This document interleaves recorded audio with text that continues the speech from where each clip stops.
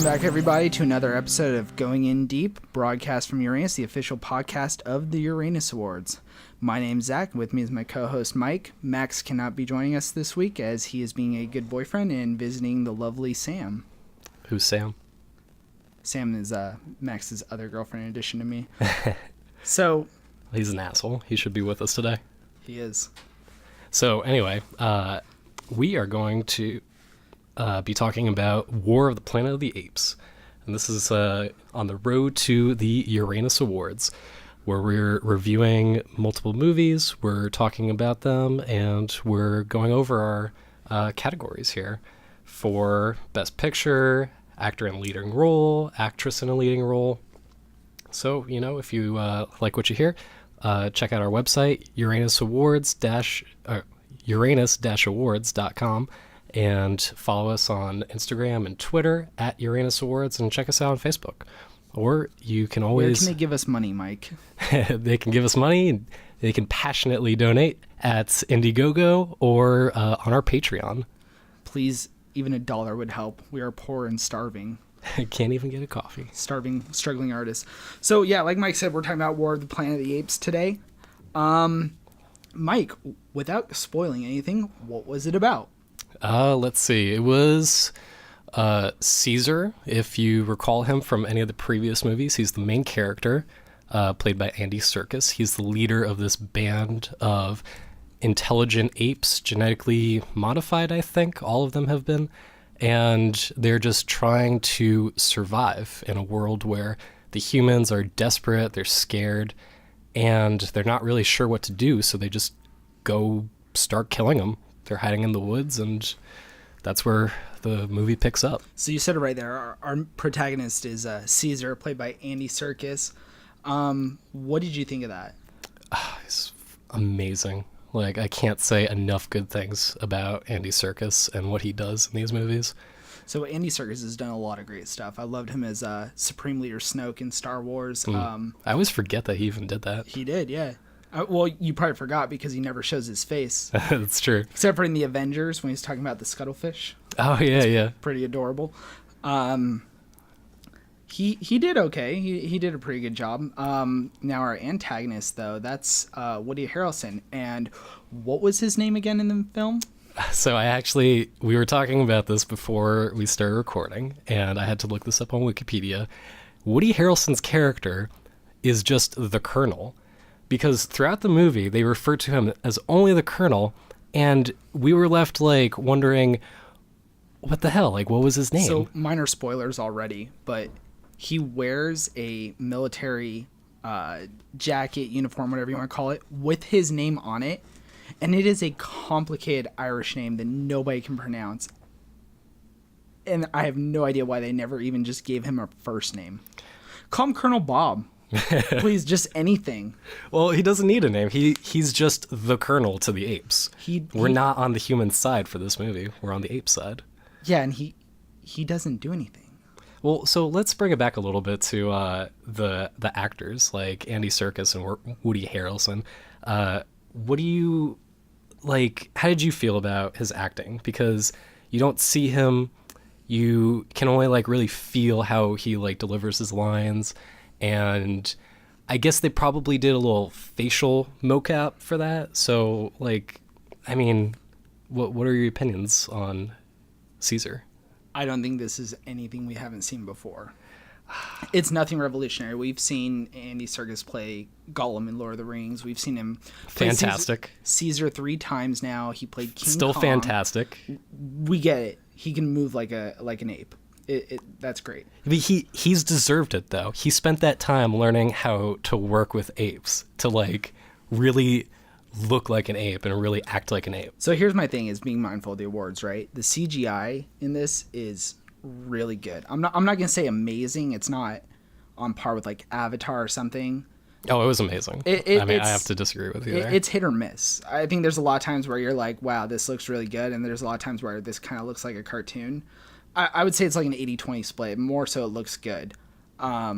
And it's probably the best I've seen all year. But you can see the little hairs, the little pieces like of the individual apes' like skin and like all the wrinkles in their faces.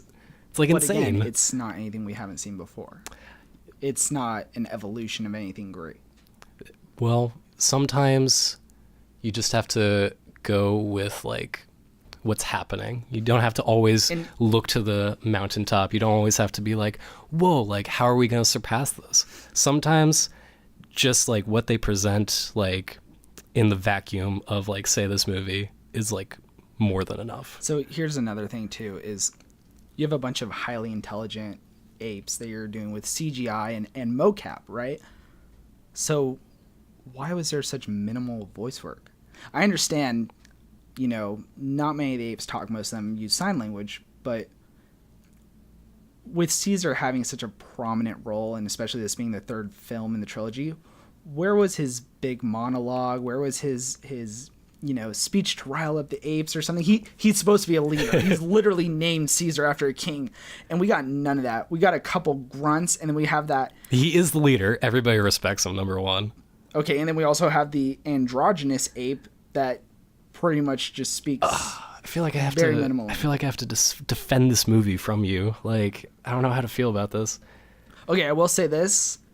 The directing is really good. There's a lot of really good shots. And one thing I noticed that this film does really well with the directing is they do a lot of back and forth where it's these shots from really far away so you kind of see what's going on, and then they close up. Oh, those opening shots were fantastic. I like there was some vertical shot of like the soldiers going into the woods like in one of the first couple of scenes. Sure. And I was just like, wow, that's really cool. It was like almost a drone shot or The something. way they shot the chase scene, which I'll just leave it at that for spoilers. I really dug it. Like I really got a sense of, you know, their rush and their desire to, you know, be in this race, I guess, so to speak.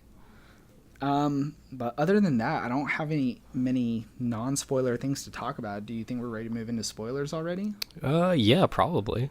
Okay, so spoiler warning for everyone. I have nothing good to say about this movie fucking bullshit. that goes into spoiler It's territory. fucking bullshit. There's plenty of good things to say about this movie. So, Which, by the way, anybody listening, go see this movie. It's like fucking awesome. so your lead actor, right, Caesar, and your main antagonist. Again, we're in spoilers. Both die. Yes. A lot of the side apes die. In the first 30 minutes of the film, Caesar's wife and oldest son die. And I felt no emotional impact from any of those deaths. That's just because you couldn't get into it. You couldn't see what I saw in this beautiful, heart-wrenching movie. It was just very not well. It wasn't executed well. You're not supposed to like the humans. You're supposed to side with the apes, obviously, Even right? the apes. You're supposed to side with them. Caesar's death at the end of the film. But you have to like I was not moved. you have to look at like the struggle that they go through. It's like The way they did the death, especially where, you know, they have the big battle and then they find their new home in the desert and then Caesar dies at the end. It just felt very much like, oh, by the way, he's dead. It just felt very like shoehorned in. There wasn't this like big messiah moment where he sacrifices himself for everyone else, really. he does sacrifice himself. That's why he died. He brings his people Did he, to a though? new promised land. That wasn't really sacrificing himself, though. He gets shot like in the side with the arrow, and he still pushes all that way to lead them to like their new home and where they have to go. So why didn't he die in the battle? Like, that would have been so much more impactful. Because somebody still needed to take, like, they're still apes. They're So they're let's- not fully evolved. Let's and they still need talk help. about that a little bit, right? Uh-huh. The movie's called War for the Planet of the Apes. It wasn't a war film.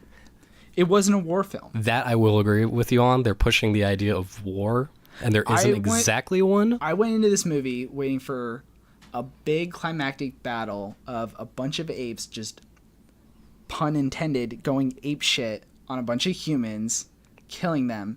And that's not what we got. What we got was that there's a prison, a work camp where they're keeping a bunch of apes, and Caesar and 3 other apes and a mute girl who has no purpose whatsoever in the film help all these apes escape from the labor camp. It's a concentration camp. And there was, but there was no, concentration, but there was no war. Which is why you should have felt for them, by the way, because they're in a concentration camp. Exactly my point. I should have felt for them, and I didn't. You're a cold, heartless bitch. That's why.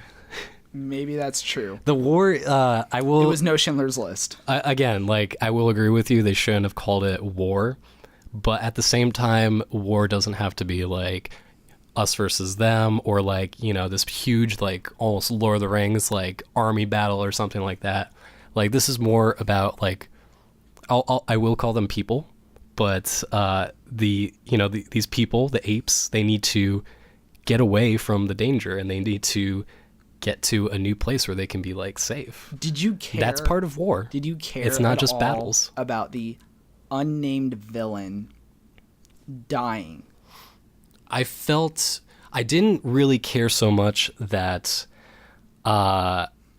his motivation, like, what he had, like, this sob story about his kid and how he had to, like, kill him, but it was more powerful of a moment from his death than anything he did while he was, like, living in the movie.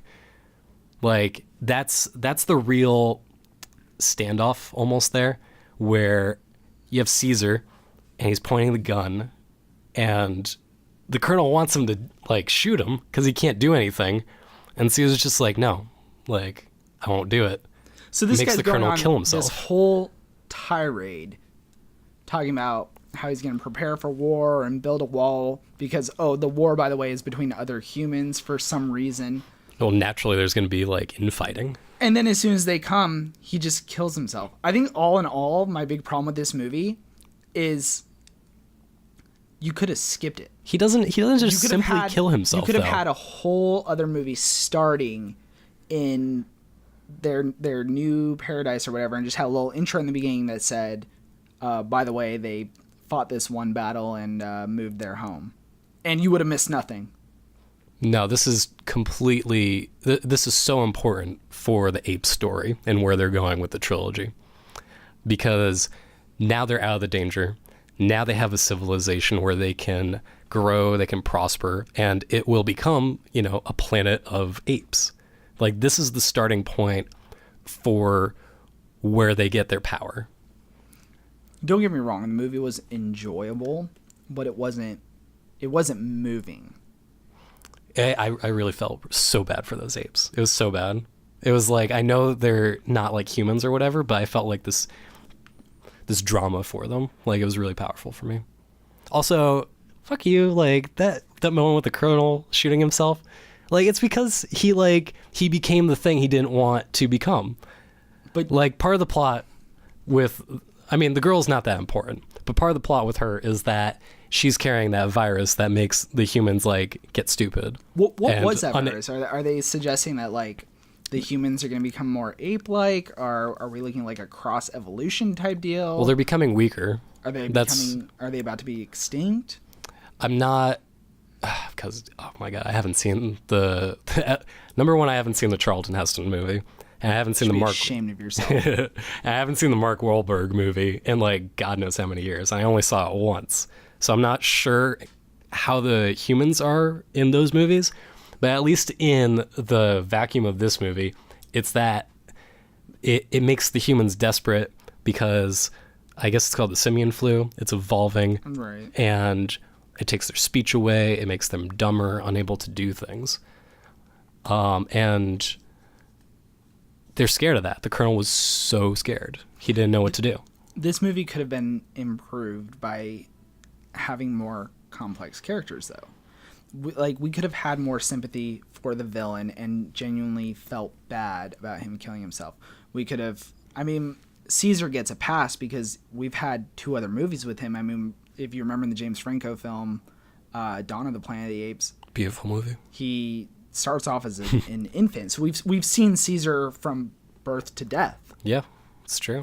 This trilogy expands that. He's all grizzled in this. He's got gray hair.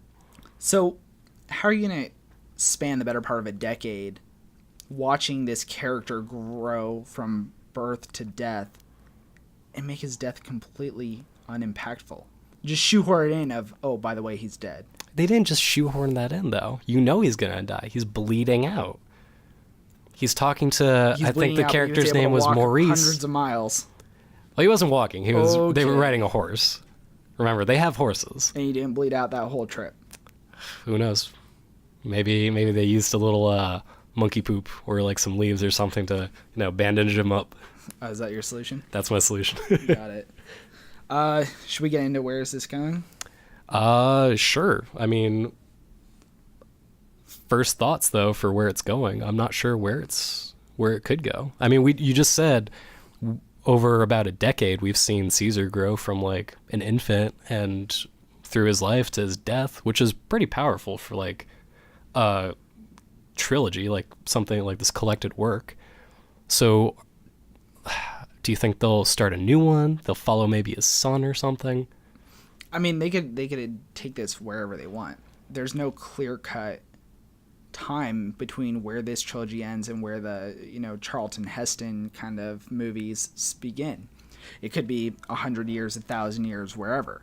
I mean, they could really do anything. They could do a post-apocalyptic kind of Mad Max-esque film that has to do with Planet of the Apes. They could do a whole nother trilogy if they wanted to, just with a different main primate.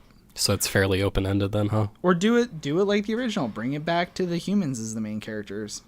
That would be good for like a switch. Do it more of a survival style, You say survival, all I can think right now, or the first thing I thought of was like Predator.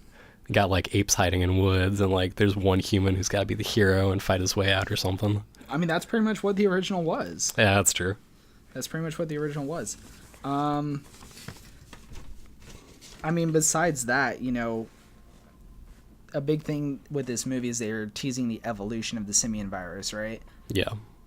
Well, they didn't quite tease it. Like, that was a pretty integral part of the plot. But you could have that go anywhere. You could have, if you wanted to, I'm not suggesting it, but they could have humans starting to literally turn into apes. They could have, I mean, the world is their oyster.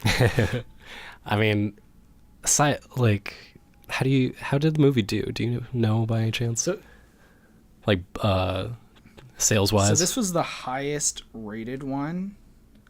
I think Rotten Tomatoes gave it like a 95%. As far as actual box office goes, I know it dethroned Spider-Man. So really? it's pretty successful. And I think, I'm not gonna lie, I think part of that is the director is Matt Reeves, who is confirmed to be directing the Batman solo film. So people might have seen it just because of that. Maybe. I mean, do you think a director can really sell it? Like, sell a movie enough? Absolutely. By name alone? Oh, absolutely. I mean, barring, like, James Cameron or, like, the other big guys. Of course they can. A lot of people will go see a film just based on the director. Another thing that really, I don't know, I guess bothered me, but in addition to where's this going, is where's the evolution of the primates? Well, they're getting smarter. They're communicating much more thoroughly. You have only 2 that can speak. The rest use sign language. And when we look at the Charlton Heston ones, they're wearing armor. They have buildings built. From Dawn of the Planet of the Apes all the way to War of the Planet of the Apes, there's not much cultural evolution between them. Well, we don't know how many years it will be between where this movie leaves off and where the Charlton Heston era comes in. Okay, so that's something I'd like to see. I'd like to see something in the middle. I'd like to see a little more evolution of their culture and their species, and I'd like to see them more human-like.